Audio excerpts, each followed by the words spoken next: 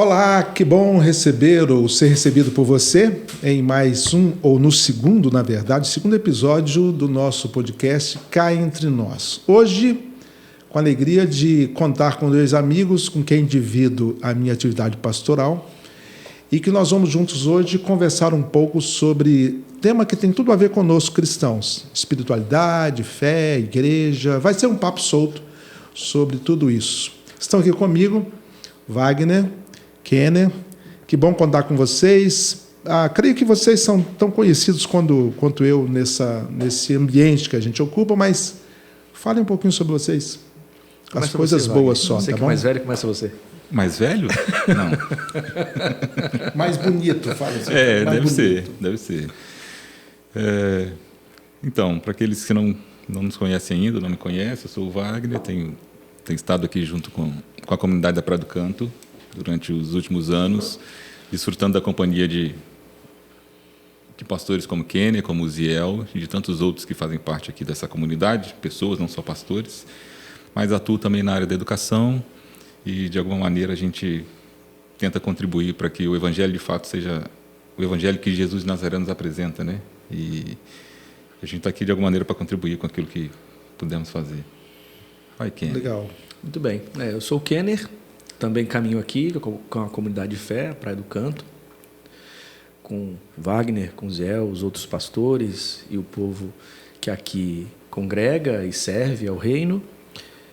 Também atuo na área da educação, tenho 3 filhos, acabou de chegar uma agora há pouco, a Gabriela, há menos de um mês.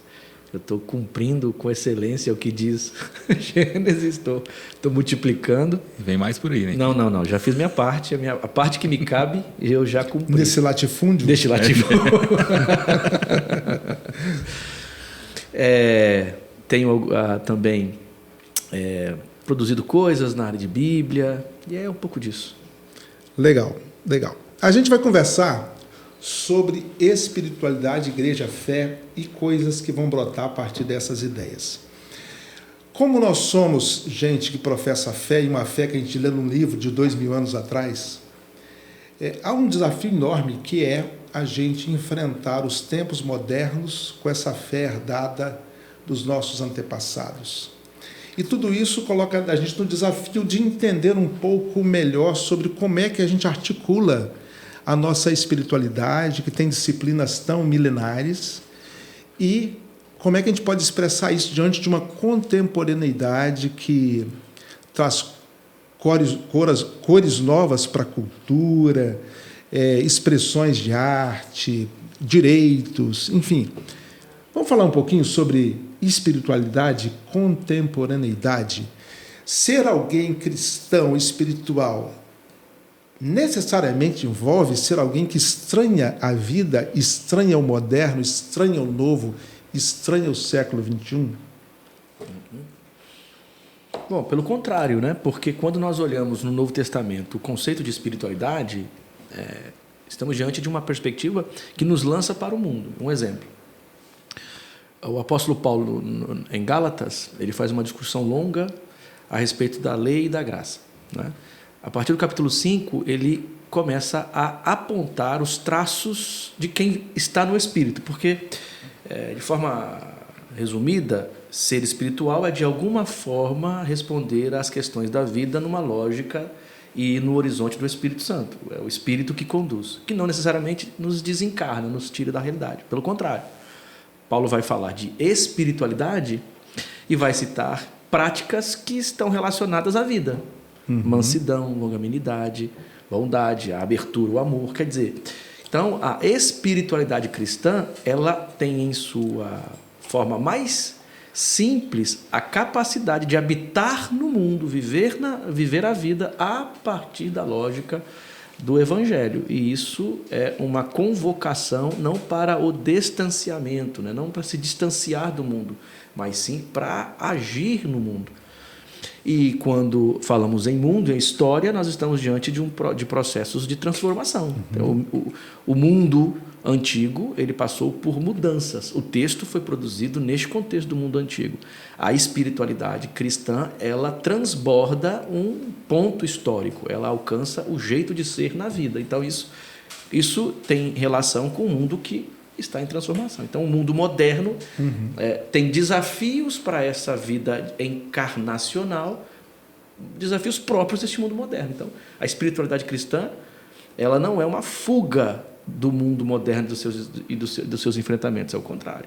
Ela é uma proposta para que neste mundo, que agora tem seus traços da modernidade, eu viva isso que eu entendo como orientação do Espírito, orientação do Evangelho, vida à luz da ética do reino.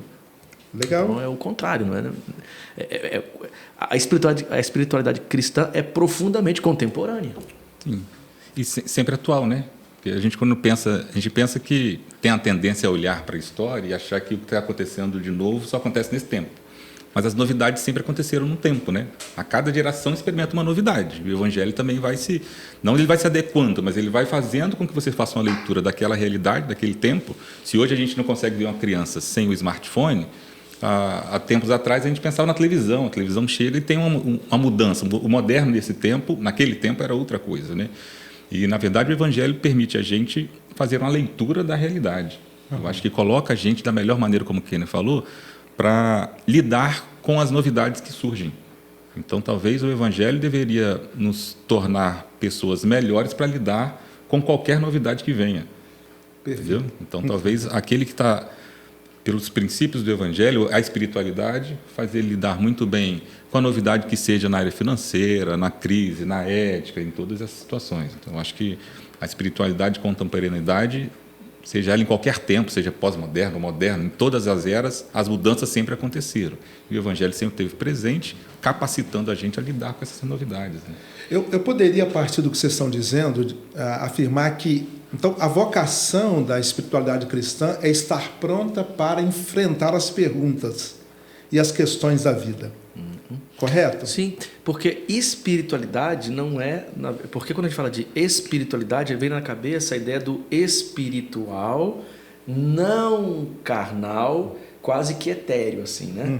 Não humano. Então, apartado. É separado do que é humano, separado do que é da vida. Então, isso é espiritual. Quanto mais desencarnado, mais espiritual eu sou, ou mais enraizado no contexto da espiritualidade estou. A questão é que a tradição cristã, a espiritualidade na tradição cristã é o contrário. Então, logo, a espiritualidade cristã é exatamente um caminho eficaz para responder, a partir de um ponto de vista do reino, as questões e os dilemas da vida. Então, quanto mais enraizado na vida estou, mais provo o quanto sou espiritual. Quanto mais me afasto dos dilemas da vida, mais carnal.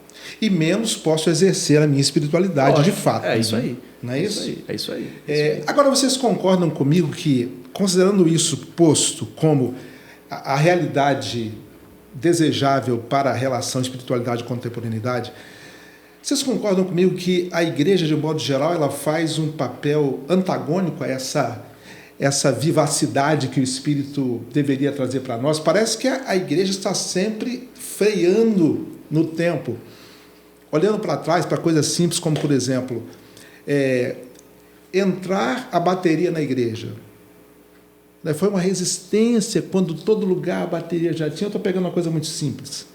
E aí você vai vendo, por exemplo, a igreja quase que sempre fazendo uma resistência a lidar com sobriedade, ou com clareza, ou com coragem, com a vida e os seus dilemas. Vocês concordam comigo ou acham que a minha visão ela está sendo negativa em relação à igreja? Eu acho que é isso mesmo. Infelizmente, a igreja parece estar sempre correndo atrás. As coisas acontecem e aí ela precisa dar respostas. Penso que a gente tem condições, ao invés de ser respostas a perguntas, começar a fazer perguntas para frente. A igreja tem possibilidade, diante de tudo que ela se apresenta e do evangelho que é apresentado, a olhar para frente, a pensar antes de tudo aquilo que vai acontecer, que pode acontecer, os dilemas que são postos aí. Eu acho que o evangelho pode nos levar também a isso. Então, ao invés de correr atrás sempre para dar respostas, a gente conseguir ser visionário de olhar para frente e perguntar o que vem por aí. Que situações novas podemos enfrentar? E a gente já ter respostas para isso, ou pelo menos sinais, né? Sinalização daquilo que pode vir a ser. E não se assustar com o moderno. O exemplo que você está dizendo de olhar para frente, né, Wagner? A igreja tem que ser capaz de fazer perguntas que lancem o seu olhar para frente. Então, está aberto ao novo. A crise com bateria ou com outro, que é um exemplo que você deu, é uma crise com a modernidade. A igreja sempre teve crises com a modernidade, no sentido do que vem para além do que a tradição estabeleceu. Então, por que ela tem tanto medo do novo? Porque ela se estabelece em terrenos sólidos. E o terreno sólido, por vezes, impede que algo que está para além dele tenha espaço e seja tratado como adequado. E, com o tempo, isso vai afastando, né? Vai afastando a igreja da realidade. Você acaba se tornando uma organização não relevante. Por que não relevante? Porque não consegue dialogar com o novo, não consegue dialogar com o que está surgindo, não consegue dialogar com o que está aparecendo, porque você está preso a um tipo de compreensão da realidade que não pode passar por transformações. E isso acaba te desencarnando. Por que você desencarna? Porque a história é fluida. A história, ela passa por transformações. Aí você vai se prendendo a um passado que não pode ser revisto, logo você vai se desconectando da história. Você fica dando resposta a perguntas que já não são mais feitas. Elas já foram feitas, não se pergunta mais. E aí você fica tentando responder alguma coisa que já passou. Tratando temas que já foram consolidados. Sim. Ok, né? Você é uma pessoa que se dedica muito a...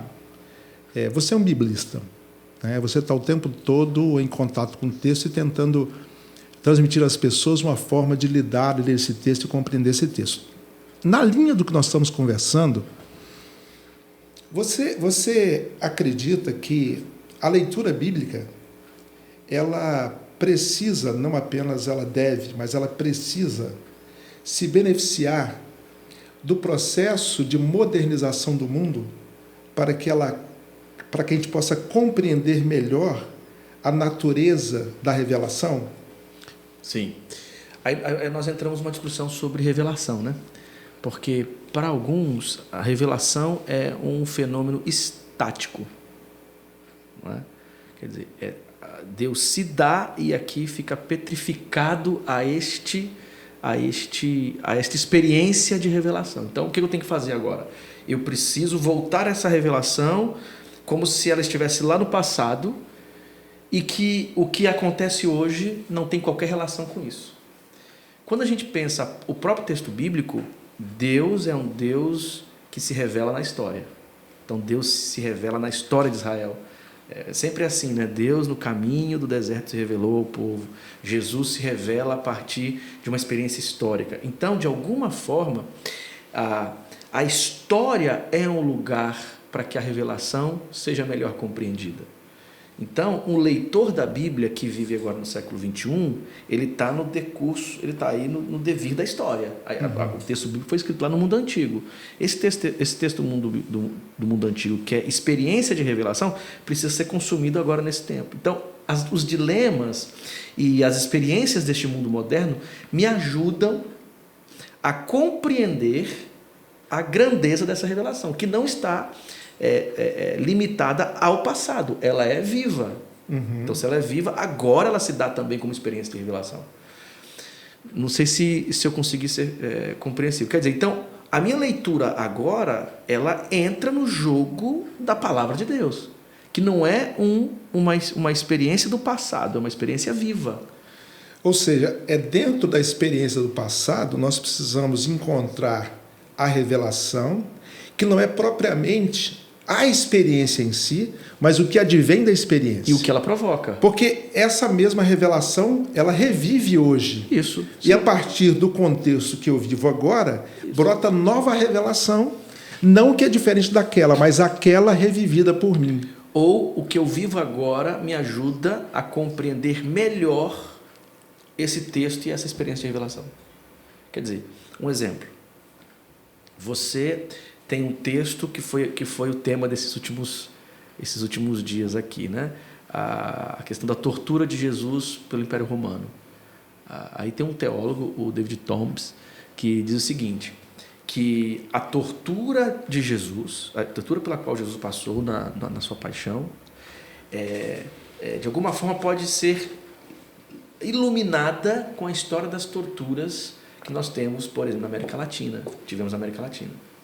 Então, olha só, eu olho as torturas pelas quais passaram antagônicos a algum tipo de regime, algum regime autoritário, e eu olho para essa tortura e olho para a tortura que Jesus passou, olho pelo sacrifício de Jesus e falo assim, olha só, Jesus viveu uma experiência inclusive de abusos, como os que foram torturados hoje. Então, veja, a realidade, os fenômenos da história moderna, de alguma maneira, iluminam o que eu posso entender sobre Jesus. Então, quando você olha os textos bíblicos que falam de sofrimento, e agora, diante da comunidade de fé, nós temos os nossos sofrimentos, que não são exatamente os mesmos sofrimentos que os cristãos passaram no primeiro e segundo séculos. Mas estes nossos sofrimentos ajudam a entender aqueles, e aqueles ajudam a entender os nossos. Se não for assim, a Bíblia vira um texto do passado. Perfeito, perfeito. Vira museu. Ô Wagner, você, na sua experiência pastoral, você pastoreou 3 igrejas e como pastor não tem jeito. A gente tem o desafio de ajudar os nossos irmãos ou servir os nossos irmãos no sentido de lidar com o texto bíblico e viver a vida. Mas, assim, parece que há sempre uma demanda de que a gente faça uma leitura, como o Ken acabou de dizer, que a gente não deve ler, que é ler o livro à distância, como se o texto estivesse pronto e ele não precisasse que eu o misturasse agora com a minha vivência para eu ler e compreender lá e lá me explicar aqui. Como pastor, você percebeu, você sentiu essa dificuldade que eu estou expressando de, às vezes, procurar trazer o texto para hoje e isso não ser muito fácil de ser alcançado pela sua congregação? Você já viveu isso? Isso faz sentido para você, como pastor? Faz parte do dilema do ministério pastoral. Principalmente se nós partirmos dessa ideia daquele que o Kenneth está trazendo, de que o texto bíblico ele passa a fazer sentido em termos de ser inspirador quando a gente faz essa relação. Eu acho que o sentido dele está na relação que ele tem com o momento, com a atualidade, com a vida do indivíduo. Porque senão ele literalmente torna-se mais um texto. E aí talvez venha daquilo que nós sempre ouvimos, e de fato seja mesmo um livro que é a regra de fé e prática, mas quando vai para essa prática a gente está entendendo ela simplesmente como uma diretriz daquilo que devia ser feito, mas que desconsidera toda a realidade que as pessoas estão vivendo. Então, ele pode ser livro de regra de fé e prática e conduta, desde que você faça uma leitura a partir daquilo que está se vivendo, né?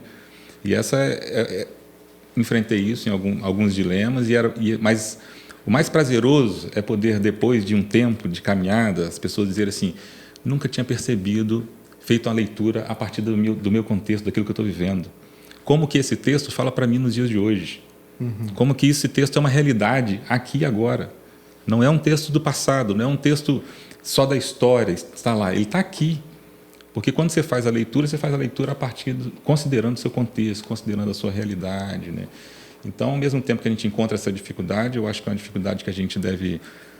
infelizmente, a gente precisa respeitar por causa da história, como se foi ensinado dessa maneira, né? A gente pegou, às vezes, esse material e, às vezes, as nossas organizações trazem o texto bíblico como, olha, faça assim e seus problemas serão resolvidos, né? Eu acho que aqui tem respostas para todas as coisas, né? A Bíblia tem resposta para tudo. Ela pode ter, não sei se tem. Pelo menos é preciso ler de uma forma que se alcance a resposta. Não está exatamente... As perguntas precisam ser feitas. Tudo depende da leitura. É isso aí. Ele não diz por si só.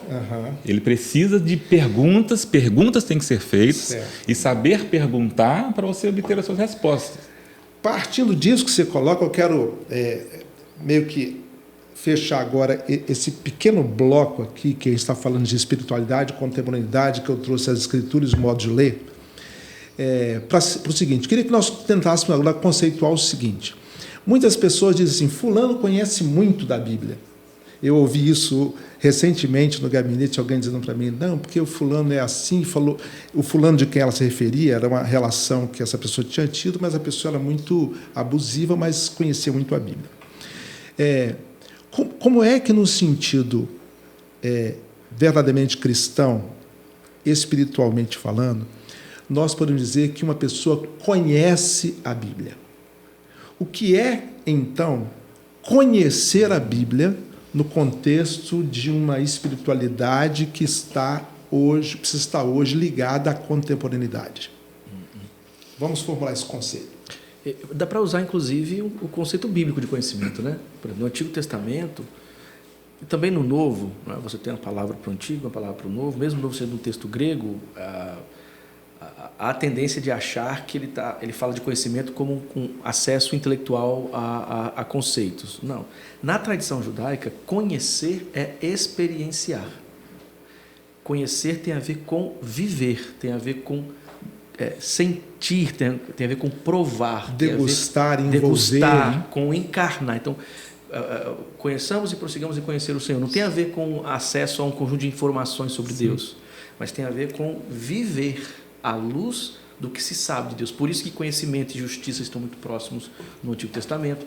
E a expressão no Novo Testamento para conhecer segue este mesmo rumo.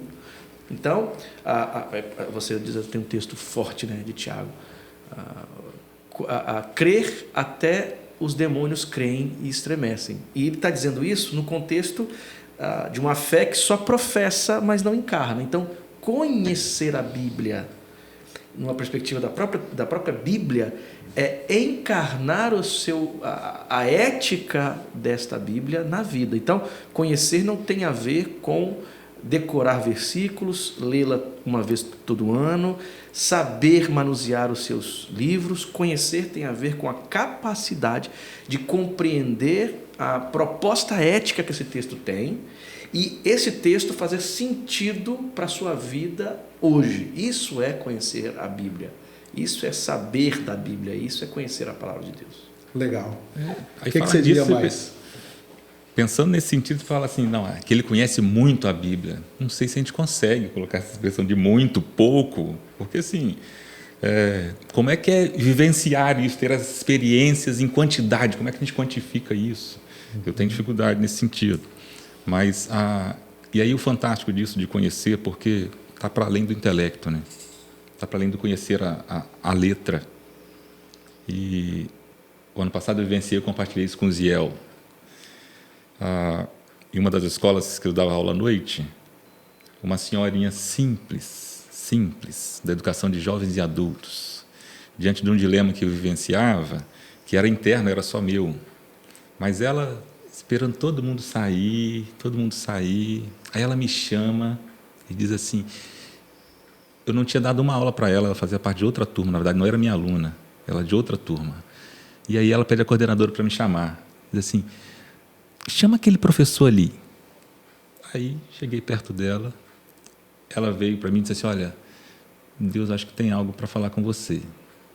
E me deu um texto bíblico, meu amigo.